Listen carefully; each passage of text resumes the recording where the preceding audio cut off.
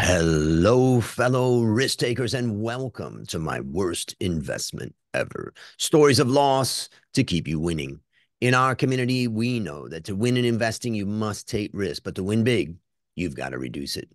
Ladies and gentlemen, I'm on a mission to help 1 million people reduce risk in their lives. And I want to thank all my listeners around the world, especially in New Jersey, for joining this mission today. Fellow risk takers, this is your worst podcast host, Andrew Stotz from A Stotz Academy. And I'm here with Giuseppe Grammatico. Giuseppe, are you ready to join the mission? Absolutely, Andrew. Looking forward to it. I love worst podcast hosts. I like that. It's hard to beat me. That's right. I've had I'll no try. challengers so far. No Nobody said, no, challengers. no, no, I'm the worst. No, no, I'm I'm the the. worst. No, We'll I've got get. my spot. We'll let you keep that title. So you're good. You're safe. It's a little tip for those people that are intimidated by starting something new. Just tell everybody, hey, I'm the worst. So every time Right. I make a That's mistake, it. I'm like, I told you I was the worst. We set the bar low. Exactly, That's exactly. awesome. So let me introduce you to the audience. Giuseppe is a franchising advisor who has owned a number of master franchise licenses and has enjoyed a successful franchising career, guiding over 200 individuals through business ownership, many for the first time. In addition to two decades of franchising, he also has 20 years of sales, marketing, and management experience. Take a minute and tell us about the unique value you are bringing to this wonderful world. The unique value I bring to the world is from personal experience, helping people figure out if they should or should not own a business. Forget about franchise, just a business in general. So, getting that time and financial freedom back. So, my unique talent is having gone through the same process, really helping people figure that out. Not what the business is or what the franchise is, but really figuring out, hey, let's get clear on the goals, the vision, where I want to be, and how do I go about step by step from keeping that job to transitioning to a business, how to go about that in a very clear and concise manner. Yeah, I mean, if I think about a lot of executives all around the world, they want a side hustle where they're Yeah. starting to build something and all that. And but what's interesting is that when you think about a franchise, you're talking about an existing business and an existing operating system versus many people say, I'm going to start up a new company from scratch. And how do you like consider the differences in those two things? What is your advice to people when they start to have those questions? Yeah, that's a valid question. It's a question I had to kind of figure out and ask. And essentially, what it comes down to is, do you want, in simplest terms, do you want a business built for you that you can run with, a business on training wheels, a business in a box? So essentially, you sign a franchise agreement and you're off to the races, training and getting that business open, or do you prefer figuring out from scratch? It may take a little bit longer, but you have say in exactly how everything looks and feels and what that process, the SOPs are. So really, it's what you were looking for. I wouldn't say one is better than the other, but I will say you have an unfair advantage as I talk about it in my book with the franchise, because you could be up and running with a franchise in as little as 30 to 90 days. So. Yeah, I mean that's one of the things too. A lot of people look at franchises like, oh, it's like a job, everything's laid out. Whereas with a startup, it's like I can bring all of my creativity and all that. But having started up a few different companies over the years, I realized like, oh man, I mean, and what's the whole thing when you get your startup working is that you're desperate to try to do set up systems and SOPs, which is just so hard to do when you're running your business. So It's a lot, and sometimes does it really matter? Sometimes, in many cases, I challenge people what the service is or what you're offering. You're looking for a result, right? yeah, A side hustle, a franchise, real estate. These are all various vehicles to get you what? Make more money, create more time. So when I got into my first few businesses, I honestly was very particular as to what it was, and then I found that it really doesn't matter if it's a executive model. I have a general manager in place. I'm not saying it happens overnight, but these were vehicles, and I created one thing, and I could say this with confidence: I never missed my son's soccer game. Became a soccer coach. That was Mm. what I was looking for. What the money was important, but it was more of my why, my family. So that was the result of the business. It allowed me to, not miss the games, leave work early, not have to work necessarily. I'm not saying I never work nights and weekends, but did not have to miss any games because of work. So yeah, there's a lot there, and people have to really give that some thought. Are they willing to take that risk, a calculated risk, in order to start their own business? As an analyst, a financial analyst in the stock market, all of Mhm. my career, and now, doing my own business in relation to finance, uh, I own almost half of a factory here in Thailand that we roast coffee, and my best friend Oh wow. runs it, and he started it, and I'm supporting him every way I can from the beginning, and he's a great manager and operator of the business. And when we laugh together nowadays as we got older, we it's like your job is to make coffee, my job is to make money. Right. In other words, to make sure that the making of coffee makes cash. Right. And that, then when you've looked at so many thousands of businesses as I have over the years, it's like a business is just a vehicle to create a cash flow. But it's so hard for people to see that when they're in it, because you're just emotionally in it. You are. And by the way, I worked, on the investment side for companies like JP Morgan. So I work with analysts, I work with portfolio managers. And I always say, we work with different types of people. Some people are more analytical than others, but the analytical people, I feel sometimes they'll dive into the numbers, and then they'll say they'll want feedback. And I said, you've done half the analysis. And they say, what do you mean? I go, at the end of the day, life's too short to be miserable. What is your role in the business? What are you doing daily? The numbers make sense, but if that specific franchise has you going out and doing podcasts, going door to door, talking with businesses, and the idea of just leaving your house, scares the hell out of you, that may not be a good fit. So I always say, do it in a certain order. Look at things that actually you enjoy doing, because the trick here is sustainability. You can make money the first year, but how do you make money consistently year over year, build value in the business and sell for a multiple? So, you have to look kind of at the big picture. What are you doing, and what are you good at? Because that's another point here. Depending on your role in the business, you want to enjoy it. And if you're good at, analytics and, looking at the SOPs and maybe managing a manager, then you want that type of business that allows for that. So there are a lot of things that I think people forget to look at. By the way, numbers are extremely important. Franchise agreements and documents are extremely important, but really understand what the average day in a life looks like in that business. Yeah, I always tell my students, finance adds no value, and it gets them thinking, what does it mean? And it's a little bit like weighing yourself on a scale. The scale gives you some feedback, Right. but the scale can do nothing. There is Right. nothing that a scale can do to get you to your result. And so I always say that finance is a mirror that is a reflection of management action, Right. and it gives us feedback to think about, but yes, on the ground, what you're doing, those are the things that really matter. Before we go on, I just, I know how hard it is to write books, having written some myself and struggled in my case to do it. It was a challenge. I want to just highlight to everybody out there that your book, you could, on your website, you've got it. And also I can see on Amazon, Franchise Freedom, a new manifesto for your financial and time freedom. So for those people that are thinking about franchise or want more information, go to either your website or Amazon right there to get it.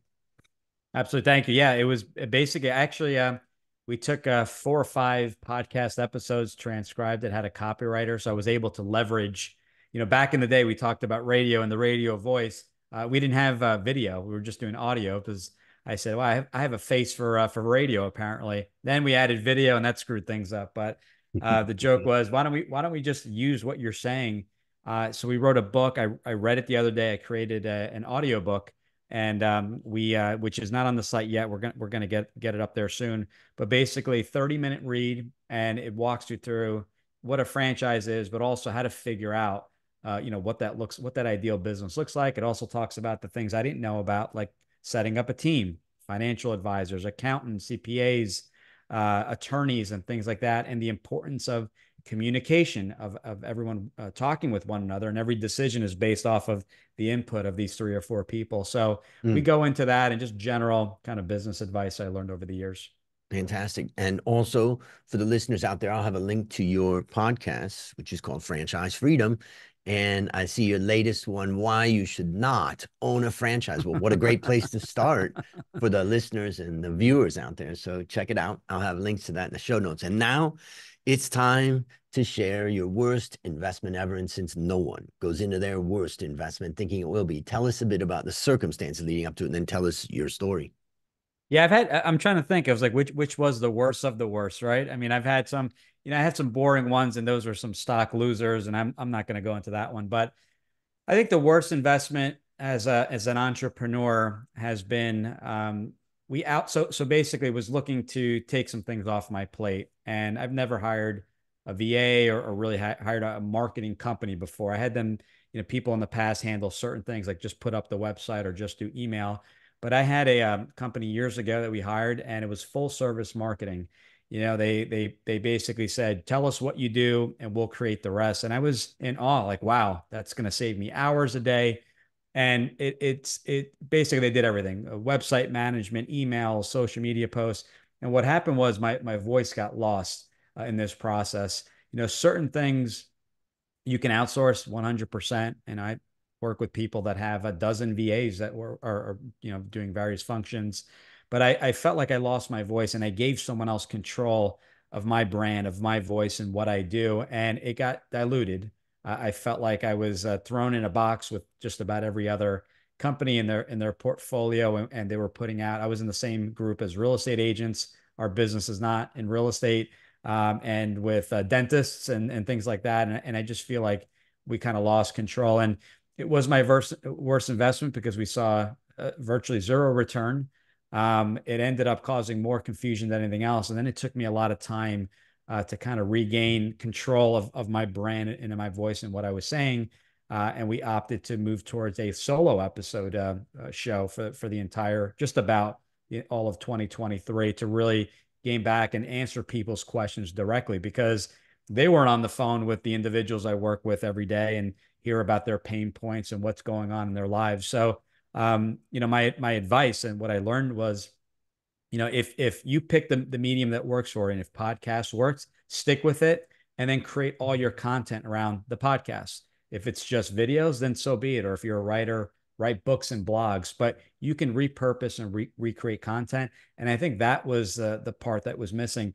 I was the person with the ideas and questions and content. I just needed some help putting it out there, breaking it up into snippets, putting it into, an audio book or social media post. So that was, I would say, my career was a really large investment, and one of my worst investments. And by the way, I'm not against marketing companies, just in how I'm going about it. Just hired a company to outsource everything else, and pretty excited to what we have, what we're creating in 2024. Yeah, what I would take away from that is that when you're running a business, you're so desperate for marketing and sales. You've Yeah. got to figure out a way to reach the market. You've got to figure out a way to get a compelling offer, to get compelling communication about what you do. And and so it is very seductive to turn to a marketing company, an online ads, all of these different things, social selling. And what my experience has been somewhat similar to yours, is that there's no holy grail there. Right. If they're sincere and they're honest, they'll do their best. And there's a small number that are amazing, I'm sure, where they spend a huge amount of time, for instance, interviewing you. You could imagine if they were doing it really well, they would basically say, every week we're going to talk for an hour. I'm going to record that, and I'm going to cut that up into snippets, and something where they're going to stay with your voice. But I think most don't do that, and they kind of go back to the typical things that have worked, in the past, and then you end up in an expensive mess. And I had a Yes. similar situation in China where I had someone help me, and he was a very good guy and a sincere guy, and he did a lot of work. But in the end, it's another lesson of this is that publicity doesn't necessarily mean revenue. In fact, it doesn't mean revenue. Right. Awareness does not mean revenue. And so a lot of people end up paying for publicity and awareness to find out it doesn't really drive revenue. And then you're back to sales and pounding the pavement. That's it. I mean, likes don't pay the bills, right? Likes and subscribers. Yes, it's a nice audience to have. Someone made a comment, which this was actually interesting, and it got me thinking. Someone made the comment, and there was a valid argument. Well, people have less; their attention spans are less and less. And the person, I can't remember who was on that show. It'll come to me. And they said they challenged it and said, I don't agree with that. I don't agree people have less attention. And they said, well, nowadays with all, with social media and the various platforms. And he's like, no, the attention span is about the same. The idea they brought up was that there's so much crap, there's so much garbage out there that people have just diluted and just really just, fill up the social channels with just anything, just a post for the day. And so he said it's not really the attentions, it's just filtering through all the garbage, all the noise. I shouldn't say garbage. I should say the noise that's out there. And it got me thinking. You know what? If you stick with your value proposition and you put good quality content, I don't have many likes, I don't have many shares, but I get quite a few phone calls and quite a bit of book downloads and questions about franchising. So what I see as a result on social has nothing to do with the calls and the quality. So something to think about. At the end of the day, just stick it out. Just you do your thing, have a plan going forward, and it'll pay dividends down the road. So, I mean, you've got, a website, podcast, book, different things that you've done, Mhm. and you've learned some great lessons here. Let's think about somebody that is in a similar situation as you were when you made your decision to go with that company.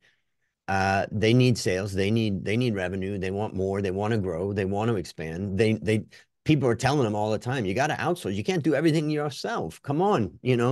And they know they're stretched. So based on what you learned from this story and what you continue to learn, Mhm. what one action would you recommend our listeners take to avoid suffering the same fate? Yeah, I mean, social media is free, right? Blog writing is free. So I would we'll look at a calendar. We'll look at 2024, right? We're coming up into a new year, 12 months in a year. Get your 12 FAQs, your 12 frequently asked questions.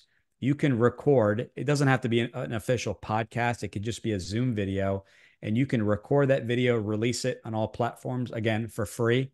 Create a blog post and create snippets, maybe a LinkedIn carousel. This can all be done for free with AI nowadays, utilizing Chat GPT, and you're hammering down exactly the questions you're getting, not what you think are people's concerns, the questions that you're getting in your business.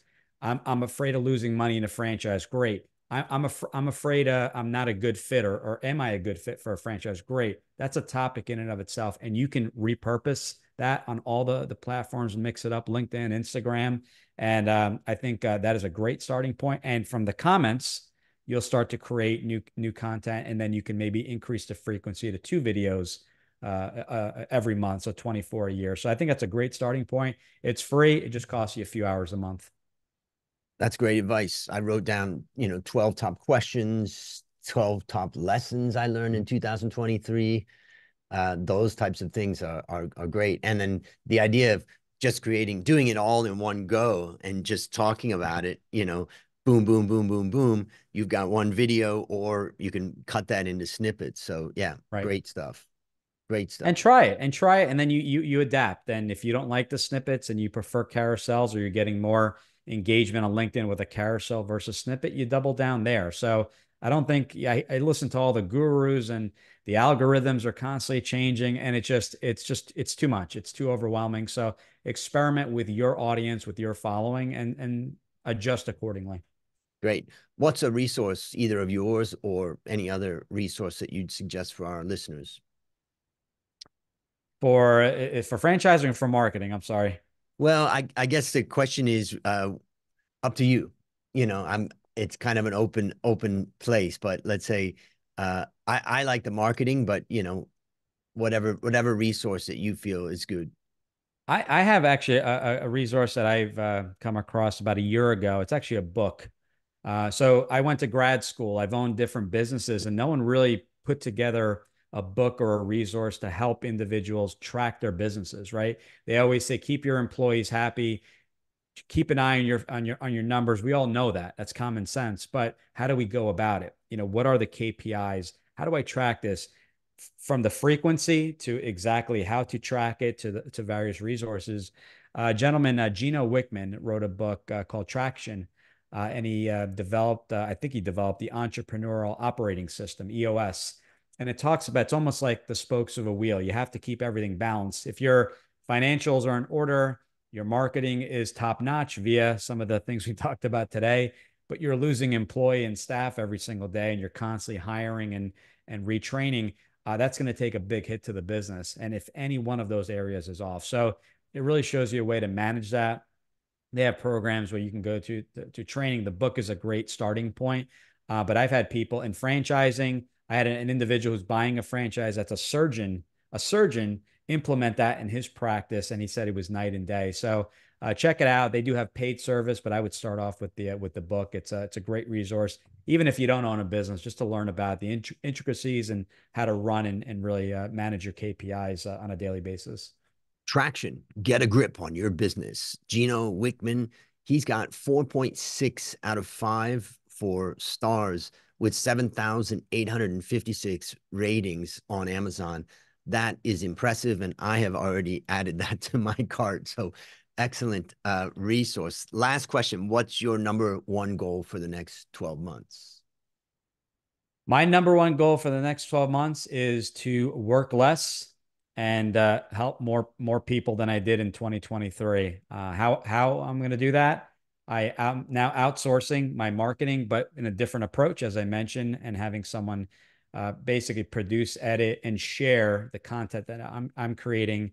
And we just created a new website that goes live on the second. That's linked to a CRM, and we're automating a lot of educational videos that I have with families I work with in between calls as a resource. Your mind can only retain so much. So we've automated, or we'll be automating, a process where videos are being sent a couple times a week, talking about the various aspects of owning a business, the risks, the rewards, the due diligence, what you should look for, the different aspects, talking to franchisees and things like that. So by automating that, I'm hoping to educate a lot more, help people decide on their own if a business is the right fit. And then when they're ready and educated on the process, they can give me a call. Exciting. Well, listeners, there you have it. Another story of loss to keep you winning. Remember, I'm on a mission to help 1 million people reduce risk in their lives. As we conclude, I want to thank you again for joining the mission. And on behalf of A. Stotz Academy, I hereby award you alumni status for turning your worst investment ever into your best teaching moment. Do you have any parting words for the audience? Go for it. Life's too short to be miserable. Take a chance on yourself. Do your due diligence and talk to people that own a business. Don't just talk to anyone. That was one of the things I learned. Talk to people that are successful, people that are doing things that you want to be doing. And listen, as I mentioned, life's too short. Go for it. I got a lot of great ideas from this interview. So, Giuseppe, I appreciate you taking the time. And that's a wrap on another great story to help us create, grow, and protect our well fellow risk takers. Let's celebrate that today we added one more person to our mission to help 1 million people reduce risk in their lives. This is your worst podcast host, Andrew Stotz, saying, I'll see you on the upside.